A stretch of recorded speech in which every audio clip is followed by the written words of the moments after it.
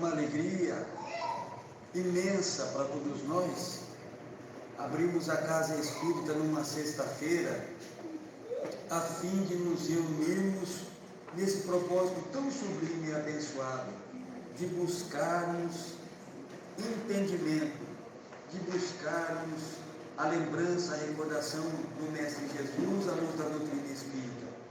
E uma alegria ainda maior e redobrada quando temos a oportunidade de receber nosso irmão Eduardo, que vem de tão longe, e como a gente dizer para ele, vivemos aqui numa saudade sem fim. Quando o nosso irmão chega é uma alegria imensa, uma verdadeira festa espiritual. Manifestamos a nossa gratidão à espiritualidade, à providência divina, aos irmãos encarnados que permitem esse reencontro. Vamos envolver nas nossas vibrações de carinho, a fim de ouvir a mensagem que o nosso irmão trouxe para nós. Meus prezados, queridos amigos, queridas irmãs, que Deus nos abençoe hoje e sempre. Realmente, eu venho de muito longe. Eu saio da minha atividade profissional, deixo lá meus afazeres e venho para Votuporanga, e isso já tem algum tempo. Mas eu venho buscar todo esse acolhimento, todo esse afeto que eu recebo aqui nessa cidade, nos grupos que eu visito.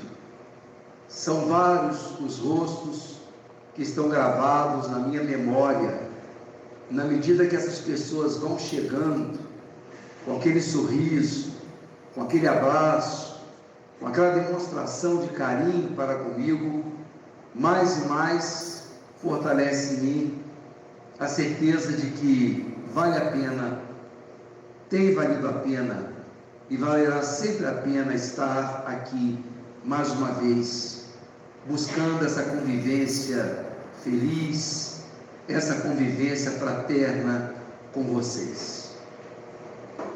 Não trazemos, posso dizer, nada de novo. As colaborações que recebemos na Casa Espírita, elas são todas muito grandes, muito importantes para todos nós. O que eu venho de tão longe trazer, talvez seja uma forma de abordar, uma maneira de colocar as coisas, mas a grande mensagem nós recebemos semanalmente na Casa Espírita, na nossa Casa Espírita.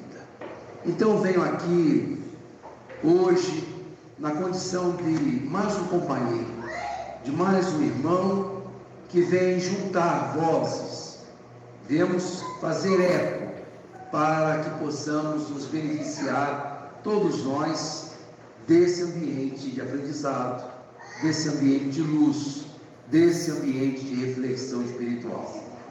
E quando eu falo, queridos, e quando eu digo que não trago nada exatamente de novo, aliás, hoje exatamente, excepcionalmente hoje, os companheiros que estão nos seguindo há algum tempo, durante as transmissões virtuais, durante a pandemia, alguns haverão de se lembrar desta abordagem. Acreditamos que a palestra virtual que nós realizamos e que às vezes ainda fazemos, elas têm o seu papel, têm o seu alcance, mas acreditamos também que nada se equivale, nada se compara a estarmos aqui presentes. A mensagem aqui é muito diferente. Então, confiando nisso, nós estamos trazendo um material que já trouxemos para vocês numa outra ocasião. É uma abordagem reflexiva, é uma abordagem em que nós vamos pensar à luz da fé, à luz do entendimento espírita, na compreensão da vida, na compreensão de Deus. Eu vou iniciar a minha exposição um pouco diferente do que geralmente faço. Eu vou projetar aqui um slide, e fiquem preocupados, eu não trouxe 122 slides. é só um.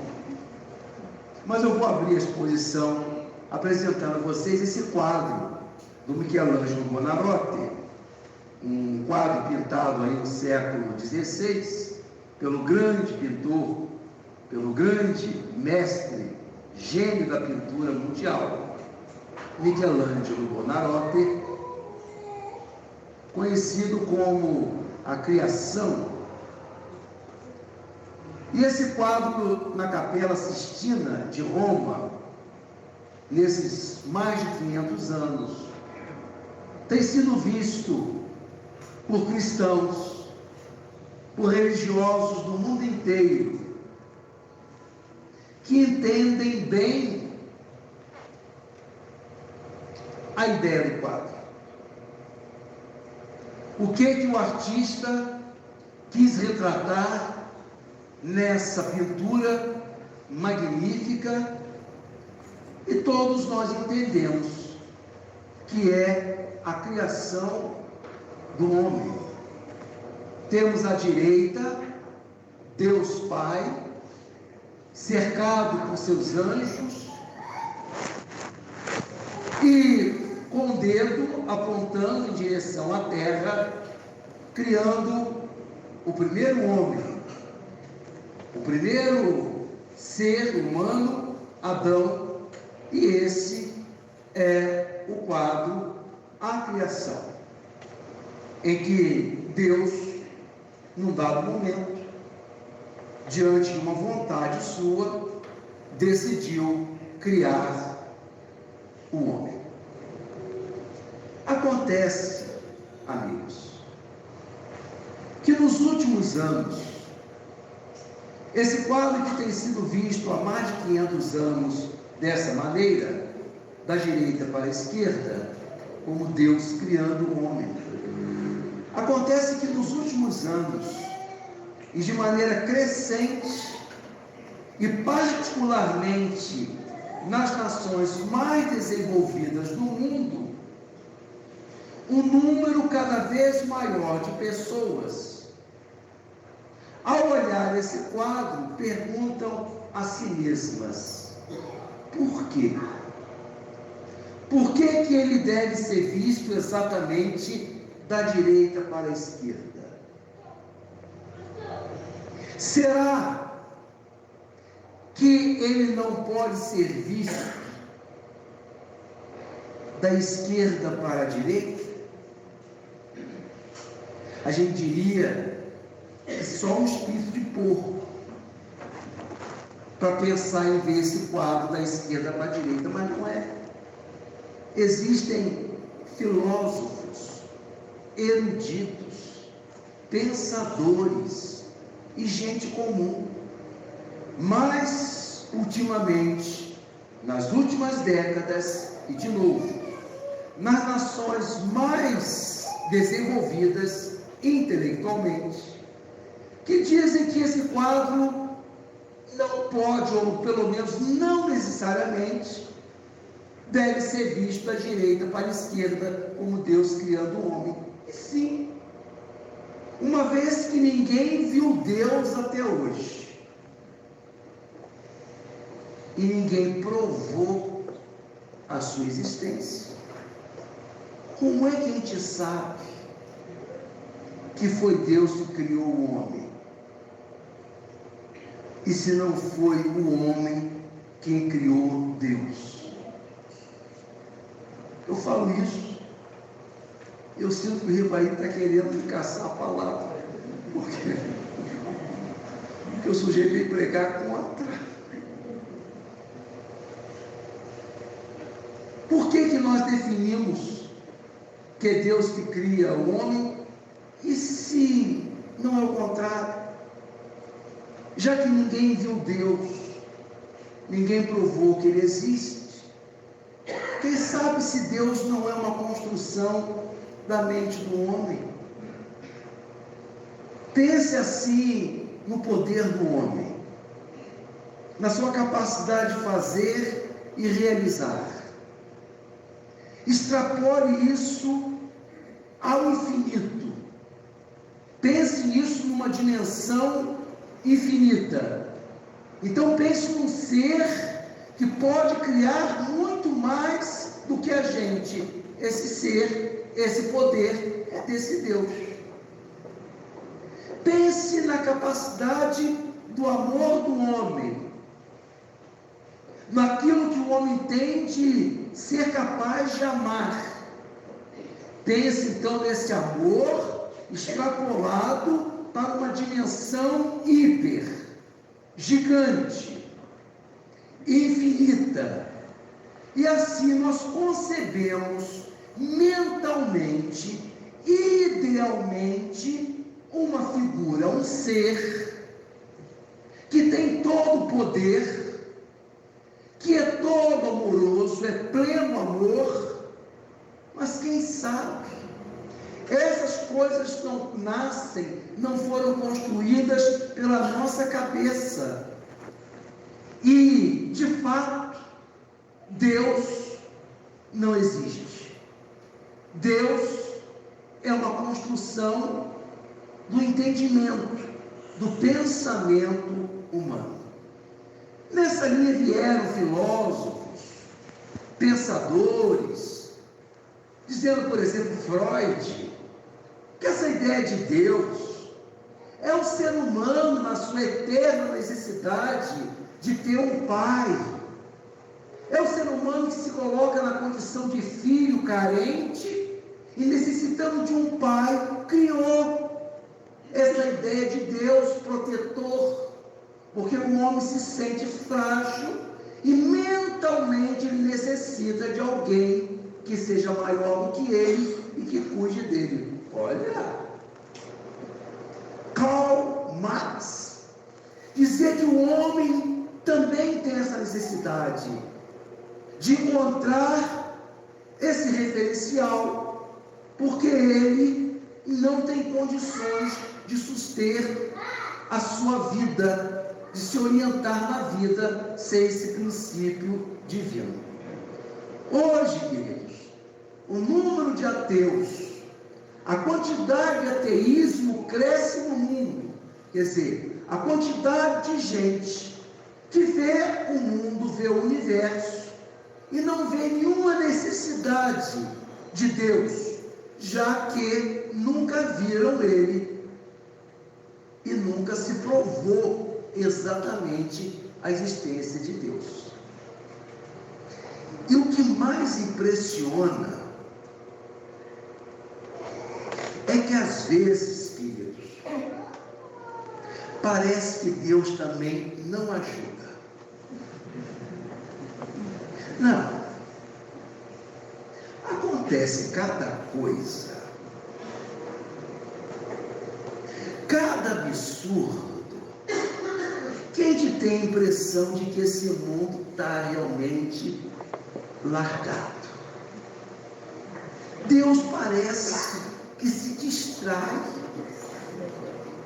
e não vê que tem coisas horríveis acontecendo.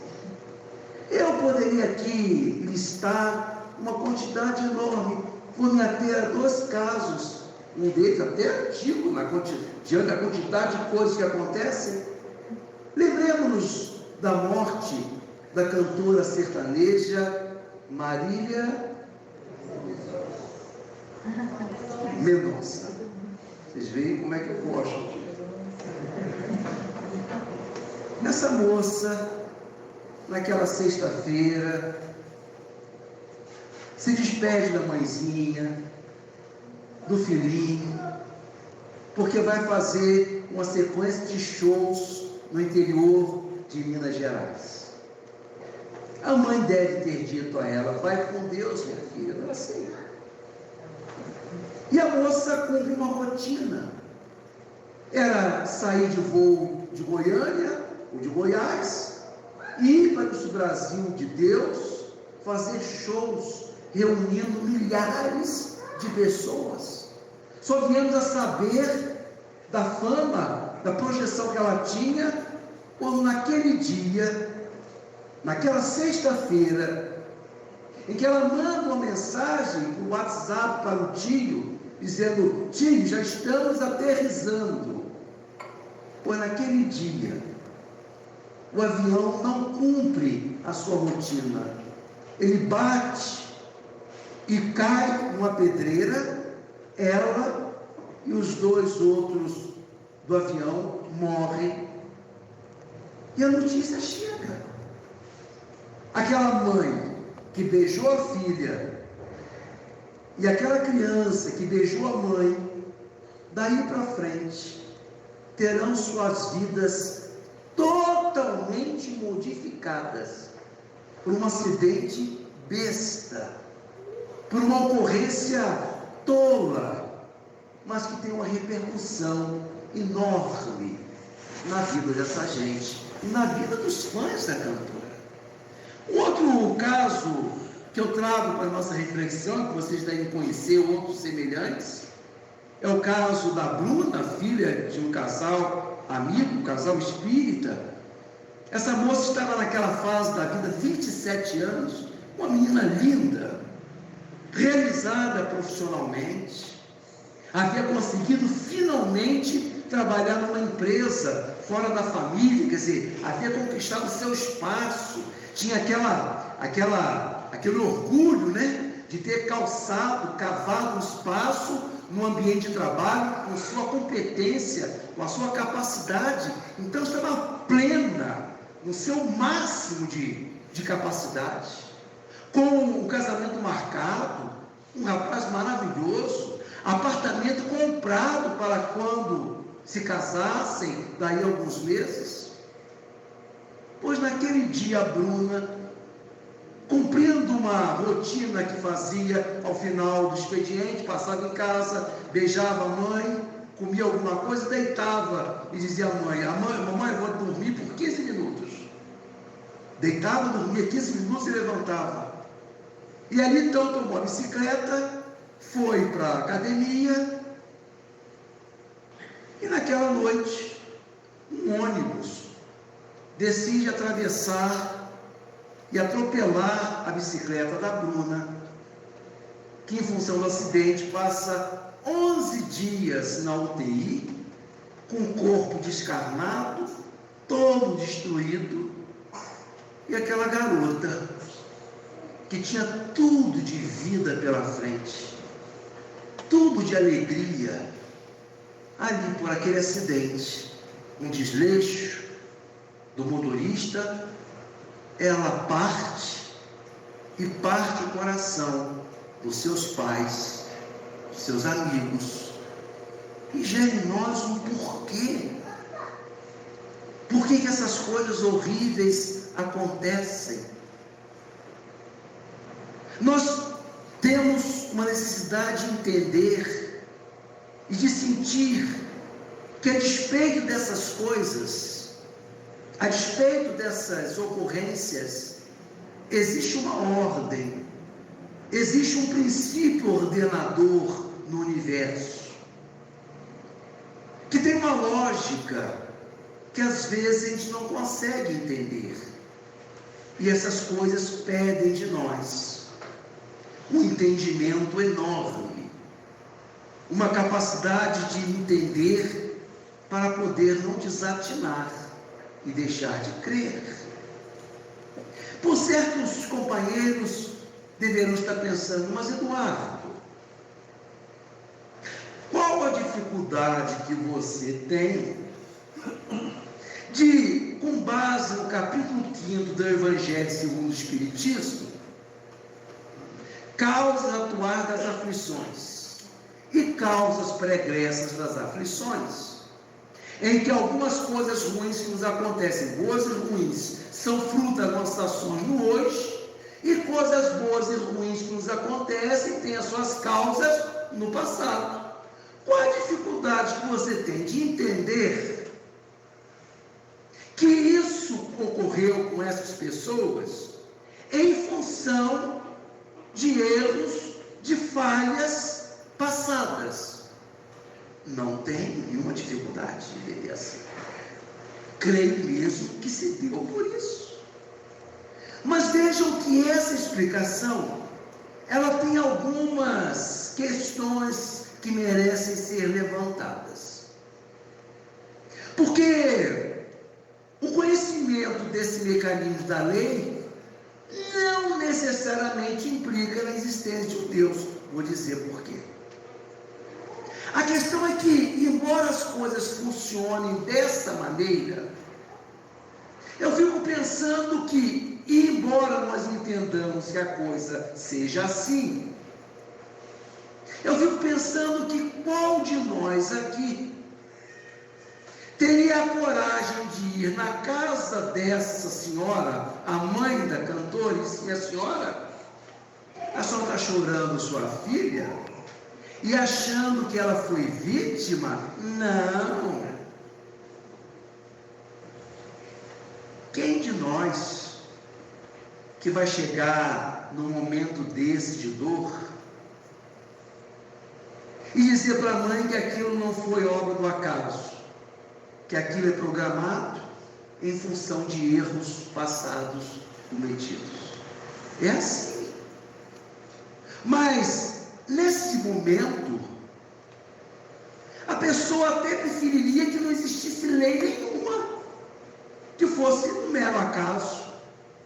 Porque dizer que a minha filha, ela, em vida anterior, cometeu um equívoco, o que eu quero dizer a vocês, queridos, é que o conhecimento da lei não implica necessariamente na crença em Deus. Porque a lei pode existir, mas como sendo um mecanismo do universo. A lei que se cumpre aqui é de ação e reação. É a terceira lei da mecânica de Newton. A toda ação corresponde uma reação na mesma direção, com a mesma intensidade, só que em sentido contrário. É difícil, né? Se a gente quiser entender a lei na prática, é dar um murro na parede. Ali é a terceira lei dinâmica. Você dá um murro na parede, quanto mais forte você socar a parede, mais dor você vai sentir, porque a parede reage contra a sua mão, na mesma direção. Você deu um murro de 100, ela responde com 100. Quanto mais força você der no seu murro, se ela resistir, ela vai incidir na mesma direção, com a mesma intensidade, só que em sentido contrário. Ora, queridos, a lei de ação e reação existe, e o homem conhece há 500 anos, e nem por isso o homem passou a crer em Deus a partir do conhecimento da lei de ação e reação.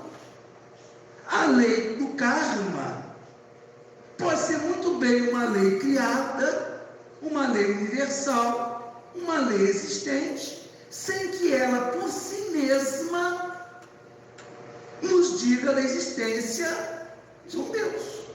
Assim como a lei da ação e reação é conhecida, e a partir dela as pessoas não passaram a crer em Deus, o conhecimento da lei de causa e efeito, de ação e reação, não significa exatamente crer em Deus. E crer em Deus, queridos, é diferente de acreditar que Deus existe. Porque crer em Deus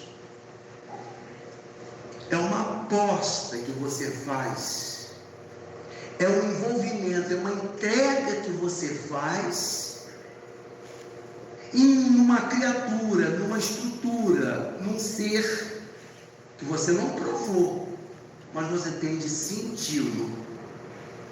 Crer em Deus, portanto, não é somente uma questão racional, porque racionalmente você encontra 1000 razões para mostrar que Deus existe, e você encontra 1000 razões também para provar que Deus não existe.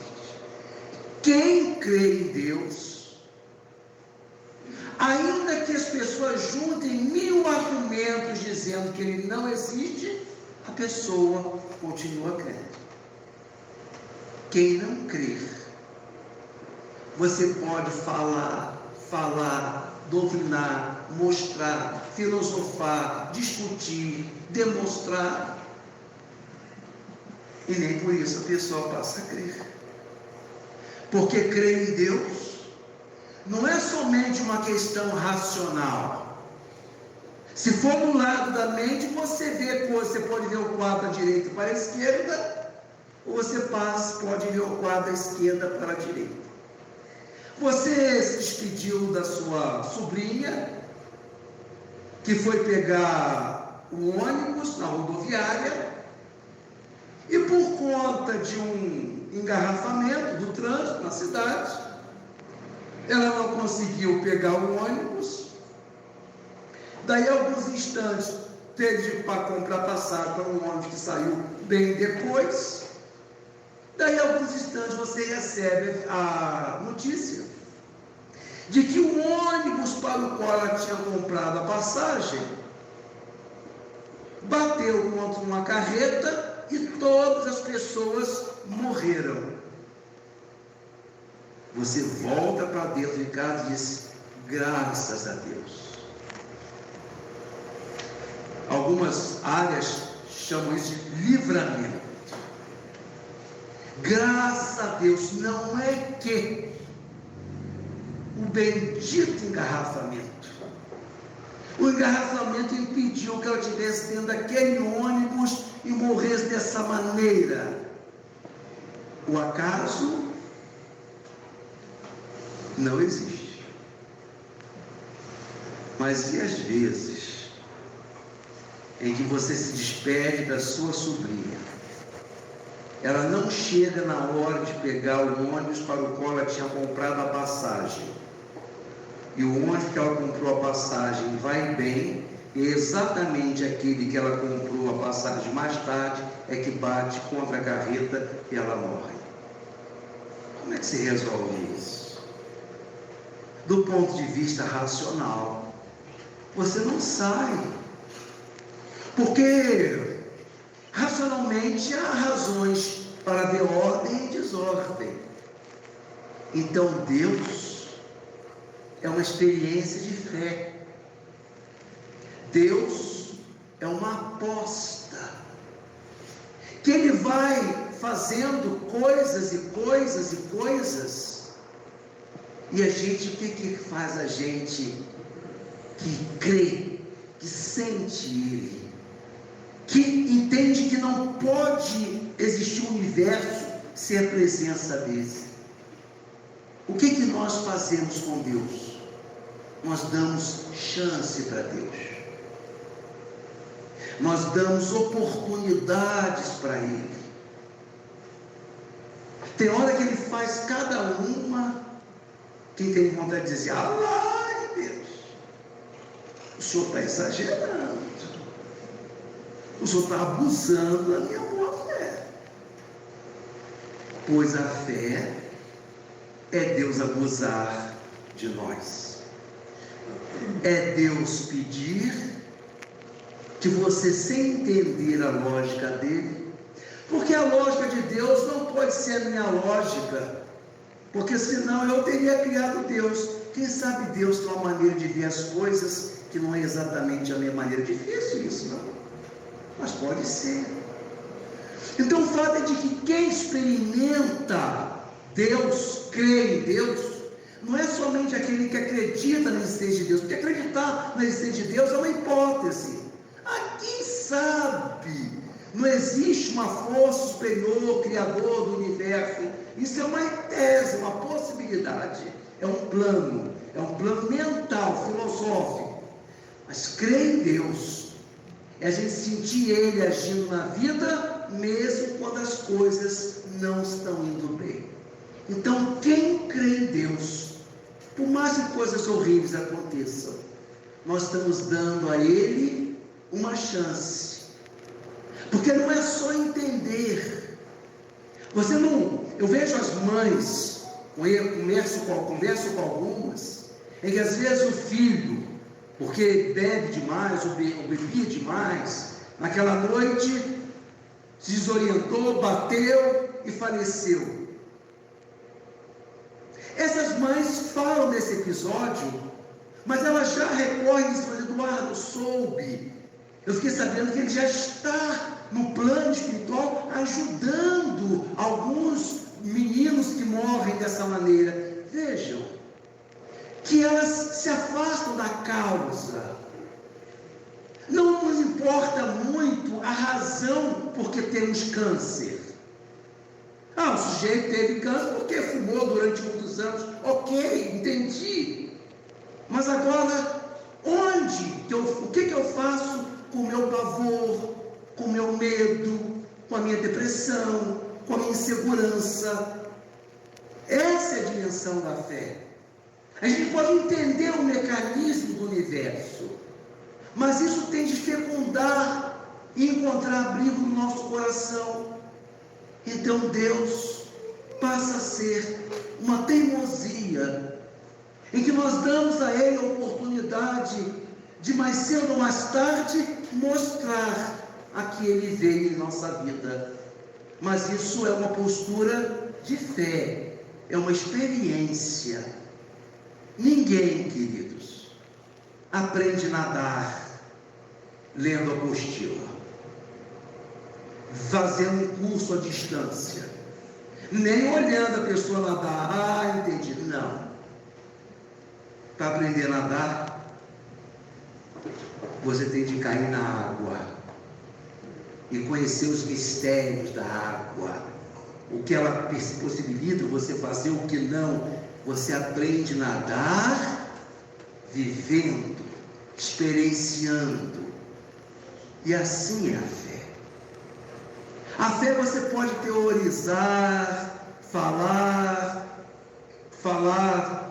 filosofar, mas é na hora em que o seu coração está dividido entre algumas coisas que acontecem que você não gosta, e elas continuam acontecendo. E é nesse instante que a nossa fé é testada, porque a fé é um princípio de experiência, é de vivência. Você não quer saber o porquê, você quer saber como vai viver aquele momento difícil. Então a fé não é só uma questão racional, não é só uma coisa que você elabora em tese e hipótese. É um processo de vivência, de experimentação. A gente vê que o universo está construído assim. As falhas nossas são depois corrigidas. Mas se a gente vai a essa mãe dessa cantora, ou outra mãe qualquer, e fala assim: olha, as coisas são assim. O universo, ele organiza de modo que as ações boas são compensadas e as ações ruins merecem corrigenda.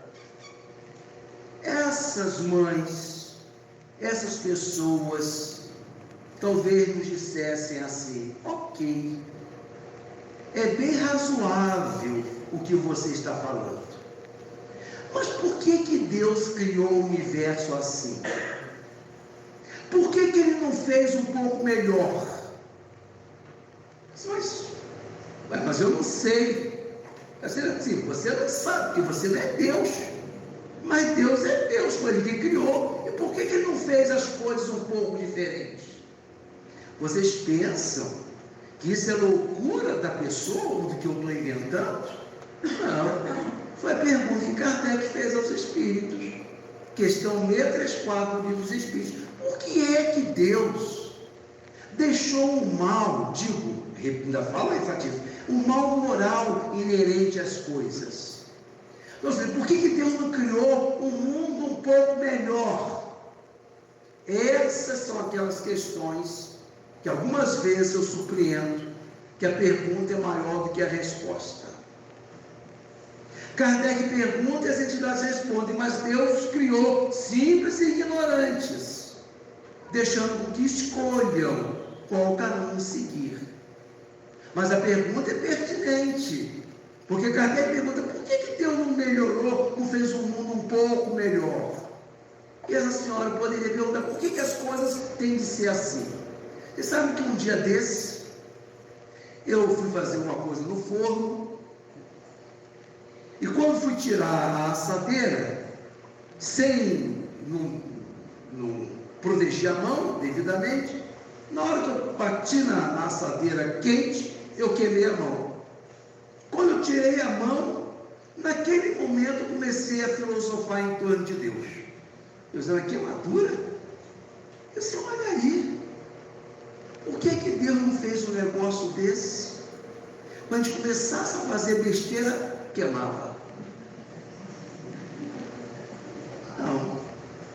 As coisas vão acontecendo e lá na frente ele apresenta a conta.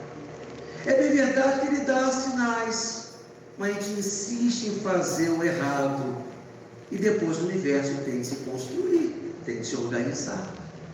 Mas o que eu quero dizer é que, embora as coisas sejam assim, o entendimento das coisas assim não é suficiente para a gente apostar na existência desse ser que pede de nós uma aposta, pede de nós que, a despeito de não entender determinadas coisas, ainda assim acreditemos que existe uma ordem, existe uma finalidade, existe um sentido para as coisas. As questões 11 e 12 do livro Os Espíritos são muito interessantes. Kardec pergunta, as entidades respondem dizendo que nós não temos ainda condições de conhecer a essência de Deus. Ou seja, nós não temos condições de saber exatamente porque Deus faz desse ou daquele jeito. Porque o homem não tem condições de conhecer Deus na sua essência. O homem conhece Deus através das suas obras. Então Deus só é conhecido por nós através das obras de Deus. Porque nós não temos condições de vê-lo, de prová-lo, de provar a sua existência. Porque ele se manifesta, Deus se manifesta através das suas obras, da sua criação. E quem é a criação de Deus, queridos? Nós. Por isso é que essa gente que olha o quadro da esquerda para a direita, eles não estão tão errados assim. Porque a maneira como eu conheço o ser da direita é eu manifestando em mim o que há nele. É através da criação que o homem conhece Deus.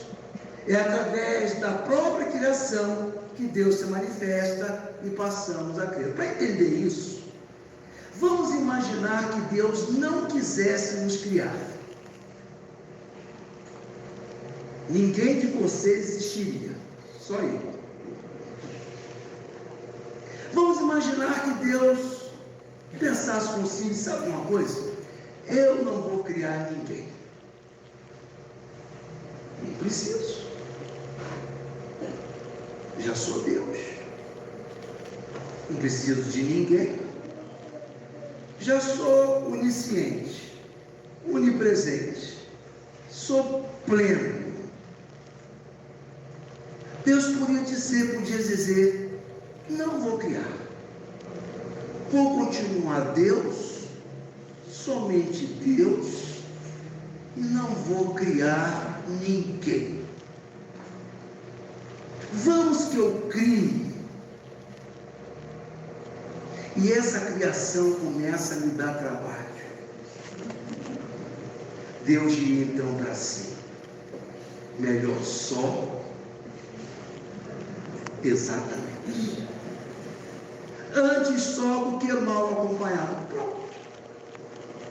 Não existiria ninguém. E Deus continuaria Deus. Acontece, porém, se o Criador tivesse tomado essa direção, tivesse decidido dessa maneira, ele poderia existir. mas ele também não seria conhecido, porque ele só pode ser conhecido através de mim. Pior, ele continuaria Deus, mas ele, se não me criasse, ele também não seria amado, porque o amor é um ato livre de dois. Então Deus poderia ter optado por permanecer sem ninguém, mas ele decidiu fazê-lo, e é através de nós que ele se manifesta, e é através dele que é conhecido, que ele se torna conhecido. É através de nós que ele se torna conhecido. Se Deus não tivesse criado, ok, ele teria todo o direito, mas também ninguém conheceria Deus, e ninguém amaria Deus, porque ele precisa da sua criação para amar. Ora, queridos, é por isso então que Deus, para se mostrar, já que ele não pode ser provado no laboratório, já que ele não é visto em si, na sua essência, segundo o que nos informam os Espíritos, ele se revela através de mim. Então, para as pessoas verem Deus, ele tem que se manifestar na sua criação, através de mim, que sou sua criação. E é por isso, queridos, que de vez em quando Deus escolhe alguns de nós para uma mãe que se despede de uma filha, que morre daí a poucos instantes. Ele diz para essa criatura: eu preciso mostrar a minha força. E nós só conheceremos a força de Deus através do coração de mãe, que se fortalece mesmo na perda de uma filha. Eu só consigo enxergar o poder de Deus, do Criador, na medida que ele manifesta a sua força, o seu poder na criação, porque é através da criação que eu conheço Deus.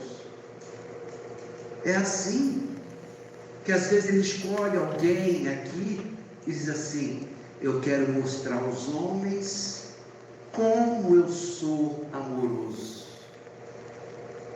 E quanta gente compra essa briga e é capaz de perdoar, como as mães que sofrem agressões de seus filhos, maus tratos, ou pessoas que são perseguidas por outras e dão sempre a outra face. Elas decidiram mostrar que o amor de Deus é pleno, e é através da capacidade de amar que elas têm é que Deus manifesta o seu amor. É por isso, queridos, que de vez em quando ele vai escolher um de nós para mostrar o quanto ele é forte, o quanto ele é poderoso, o quanto Deus é amor. Fé não é somente o que a gente fala, não é somente o que a gente prega, fé não é somente o que a gente pensa, fé é o que a gente vive no dilema, na dificuldade, e ela vai sendo provada dia após dia, no dilema, em que às vezes temos necessidade de perguntar a Deus e falar com Deus: Deus, também assim já está demais, mas nós damos uma chance, nós damos mais uma oportunidade, porque isso quem nos diz é a fé, que é vivida, que é experienciada. Então, fé é experiência. A gente não aprende a nadar através da apostila, nós temos de cair no mistério da água, e a fé, para ser vivida, experienciada, tem de ser, nós temos de cair no mistério da vida.